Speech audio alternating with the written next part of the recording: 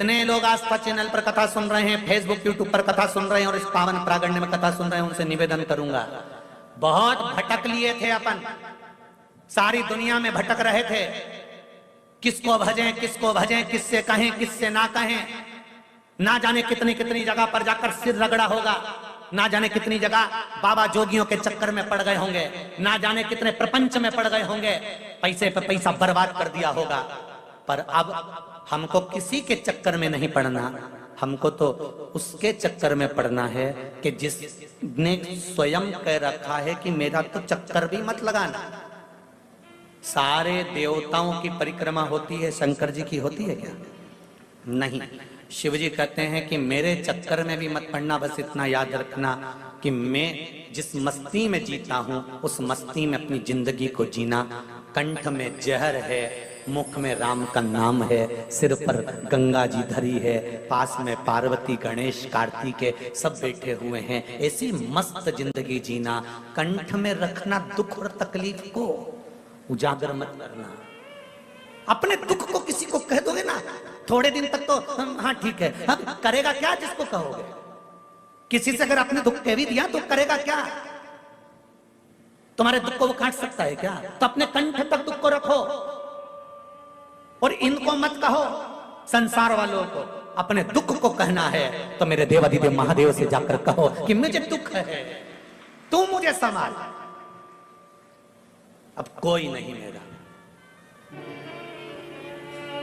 उससे कहो।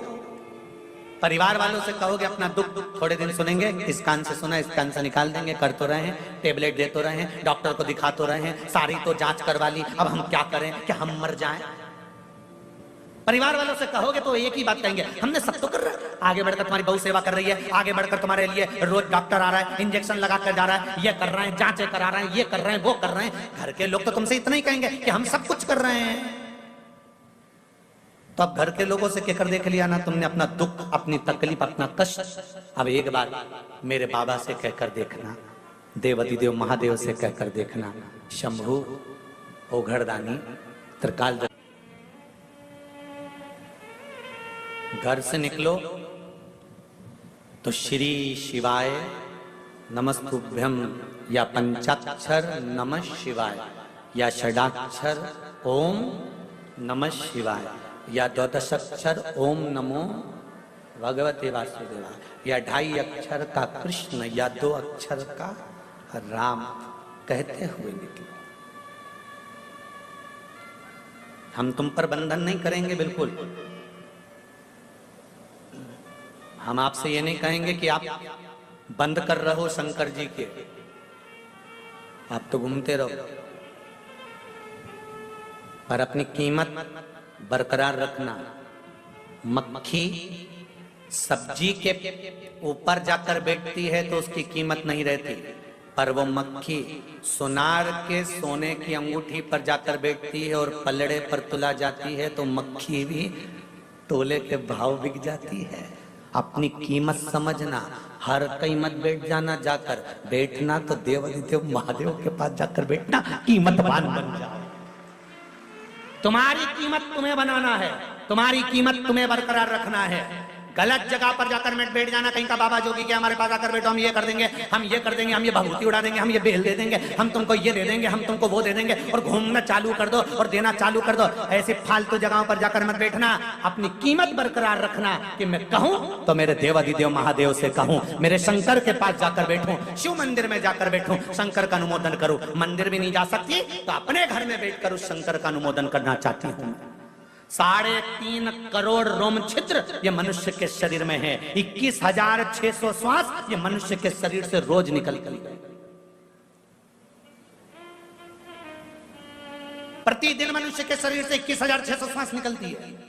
भगवान से कहो कि इन 21,600 श्वास में से कम 100-200 श्वास तेरी निकालना, तेरे भजन की निकालना, तेरे स्मरण की निकालना। 21,600 में से 600 श्वास भी मेरे परमात्मा के नाम की निकल गई तो तुम्हारी 21,000 तो वैसे काम कर गई। तुम उस परमात्मा के नाम की निकालो तो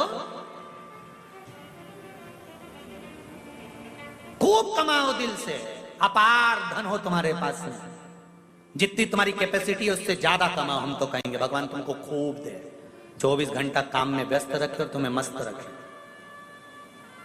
तुम्हारा दिमाग ये फालतू जगह जाए नहीं, पर उसके साथ एक काम भी करते जाना, थोड़ा थोड़ा थोड़ा थोड़ा प्रभु का नाम भी भजते चले जाना। क्यों? कर्म का भोग मनुष्य को भोगना पड़ता है। दुकान पर पत्नी नहीं बैठती, पति को बैठना पड़ता है। नौकरी पति को करना पड़ती है, सर्विस पति को करना पड़ती है, परिवार को पति को चलाना पड़ता है।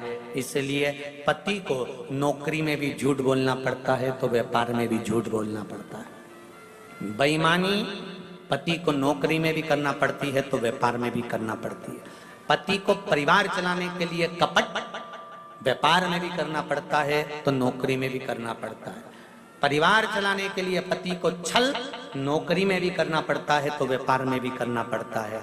एक बात याद रखना, दुकान पर या नौकरी में छल तुमने करा, कपट तुमने करा, बेईमानी तुमने करी, प्रपंच तुमने करा, सब गलत काम तुमने करा, कमाकर लाकर पत्नी को दिया, बच्चों के लिए और पत्नी के लिए इकट्ठा किया, पर अंतिम समय में जब प्राण छूटेंगे, ऊपर जाओगे, तब वो पूछेगा क्या करना है, तो कहेगा मैंने जितना कमाया था अपनी पत्नी और बच्चों के लिए कमाया था, तो मुझे नरक मत पटको, साथ में मेरी पत्नी और बच्चों को भी तो नरक पटको। तो यमराज भी कहेगा झूठ तूने बोला है, कपट तूने करा है, बेईमानी तूने करी है, छल तूने करा है, प्रपंच तूने करा है, इसलिए भोगेगा भी तू ही। इसलिए एक लाइन याद रखना, तेरा क्या होगा रे कालिया। मेरी बिटिया 5 वर्ष की हो गई थी, लेकिन बचपन से उसे पेट में दर्द और सिर का दर्द था। बहुत से डॉक्टरों को दिखाया, परंतु उसको बीमारी की समझ नहीं आई। हम दोनों और परेशान रहने लगे। जहां भी जाना होता बहुत ही दवाइयां साथ में लेकर जाने लगे, फिर भी कोई स्थायी हल नहीं हो पाया। लेकिन जब से कथा में सुना कि बाबा को चढ़ी बेलपत्र और जल पीने से सभी बीमारियां कट रही हैं, तो हमने भी नियम बना लिया कि एक बेलपत्री और जल हर दिन सेवन करेंगे। दुख धीरे धीरे कटने लगे और 2 माह पहले सियोर धाम से जो रुद्राक्ष प्राप्त किया, उसके जल को सिर्फ 2 दिन बाबा पर चढ़ाकर पिलाया। जो चमत्कार हुआ, उस दिन से आज तक बिटिया ने कभी ना तो पेट दर्द हुआ और ना कभी सिर दर्द हुआ। मेरी बेटी को मैं यहाँ हैदराबाद में मंदसौर से केवल धोख लगाने के लिए आया हूँ। शिव महापुराण की कथा में हर हर महादेव। बैठिए महाराज जी, श्री शिवाय नमस्तुभ्यम, बैठिए। मैं केवल मंदसौर मध्य प्रदेश से हैदराबाद में केवल धोख लगाने आया हूँ। बाबा देवादिदेव महादेव। शिव भक्ति, शंकर की उदारता, शंकर की करुणा, ये कोई साधारण नहीं है।